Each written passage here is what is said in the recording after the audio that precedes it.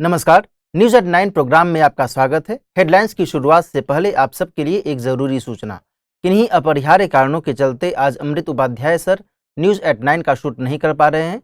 Map in news programme अपने समय पर अगले रविवार को पब्लिश किया जाएगा। तो चलिए आज के बुलेटिन की शुरुआत करते हैं हेडलाइंस के साथ। जनरल असेंबली के 77वें सत्र की बैठक न्यूयॉर्क में आयोजित, यूएन सुधार पर चर्चा, भारत की परमानेंट सीट पर फिर जोर। 22 सितंबर को मना world rhino day, one horned rhino की बड़ी संख्या, भारत का काजीरंगा है राइनो के लिए प्रसिद्ध। पुनीत सागर अभियान पर हुआ समझौता, दिसंबर 2021 में एनसीसी ने किया था लॉन्च, प्लास्टिक पोल्यूशन से निपटने की है तैयारी। आइए अब खबरों को विस्तार से समझते हैं। यूनाइटेड नेशंस जनरल असेंबली के 77वें सत्र की बैठक न्यूयॉर्क में आयोजित हो रही है।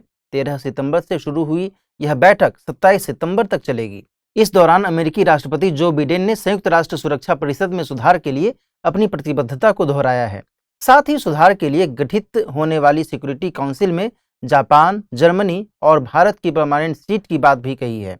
आधिकारिक बयान के मुताबिक वैश्विक संस्था होने के नाते यूएन को अधिक समावेशी बनाए जाने की जरूरत है। साथ ही वीटो पावर का यूज रेयर कंडीशन में ही किए जाने की जरूरत है, जिससे काउंसिल की गरिमा और यूएन के सिद्धांत कायम रह सके। आपको बता दें कि यूएनजीए यूएन का एक प्रमुख नीति निर्माता अंग है।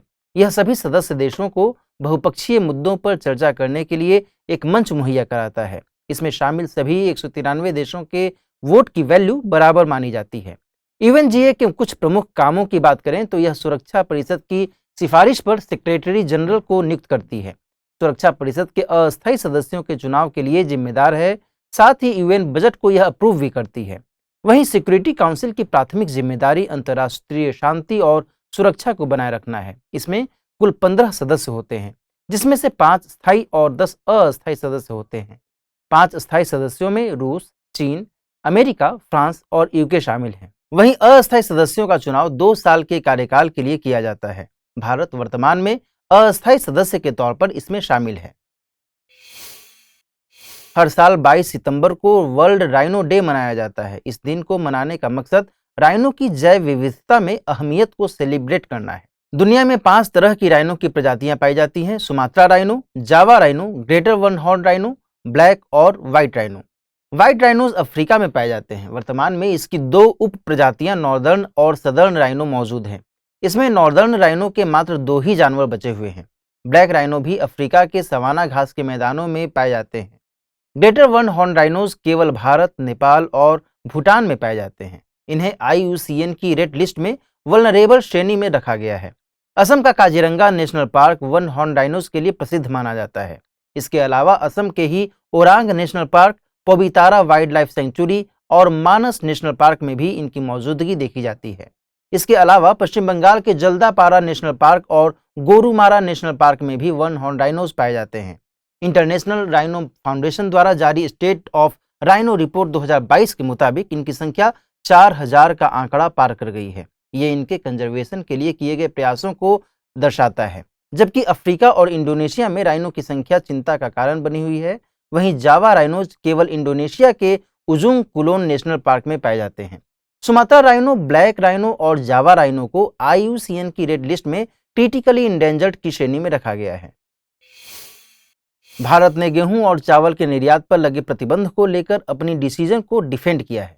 दरअसल सेनेगल, USA और यूरोपीय यूनियन ने इस मुद्दे पर विरोध जाहिर किया था। गौरतलब है कि मई में भारत ने घरेलू उपलब्धता बढ़ाने के लिए गेहूं के निर्यात पर प्रतिबंध लगाया था, जबकि सितंबर में ब्रोकन राइस के निर्यात पर प्रतिबंध लगाया गया था। भारत का कहना है कि ये निर्णय घरेलू स्तर पर आपूर्ति बढ़ाने के लिए लिया गया है। साथ ही ये निर्णय अस्थायी तौर पर लिया गया है। आपको बता दें कि चावल दुनिया की बड़ी खाद्यान्न फसलों में से एक है। चावल के उत्पादन के लिए उच्च तापमान, उच्च आर्द्रता और वर्षा की जरूरत होती है। इसका उत्पादन ऐसी जलोढ़ मिट्टी में होता है जो पानी को संचित कर सकती है। चावल के उत्पादन में चीन पहले नंबर पर है, भारत दूसरे स्थान पर आता है। भारत में चावल के उत्पादन में पश्चिम बंगाल पहले नंबर पर आता है।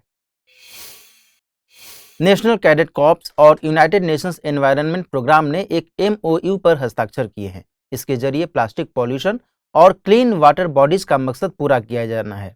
इस मकसद को पुनीत सागर अभियान और Tide Turners plastic challenge program के जरिए पूरा किया जाएगा। पुनीत सागर अभियान को NCC द्वारा 1 दिसंबर 2021 को लॉन्च किया गया था। शुरुआती तौर पर इसे 1 महीने के लिए समुद्री किनारों से प्लास्टिक और वेस्ट मटेरियल साफ करने के लिए लॉन्च किया गया था। बाद में इसे देश भर के वाटर बॉडीज को साफ करने के लिए लागू किया गया। इस अभियान के लागू होने के बाद से तकरीबन 100 टन प्लास्टिक कचरा कलेक्ट किया जा चुका है। प्लास्टिक पॉल्यूशन से मतलब प्लास्टिक के ऐसे एकत्रीकरण से है जिससे हमारा पर्यावरण नकारात्मक तौर पर प्रभावित होता है।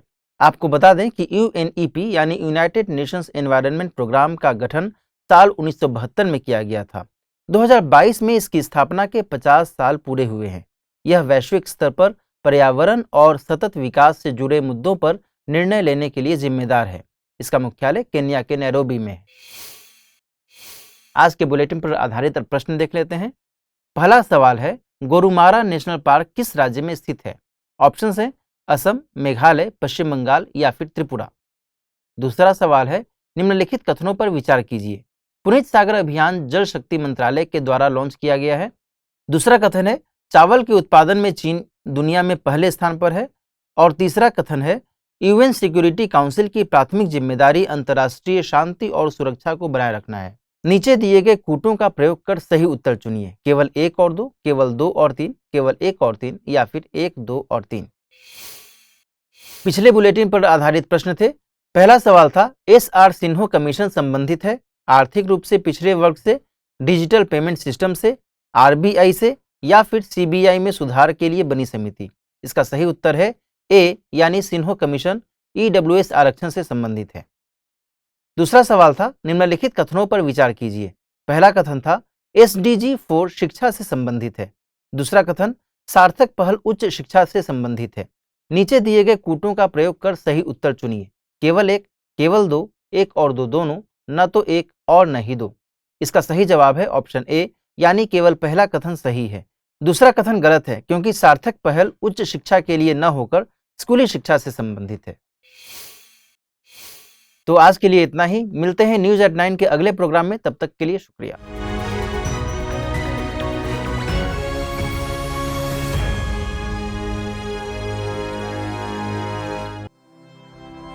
स्टडी IQ IAS, अब तैयारी हुई अफोर्डेबल।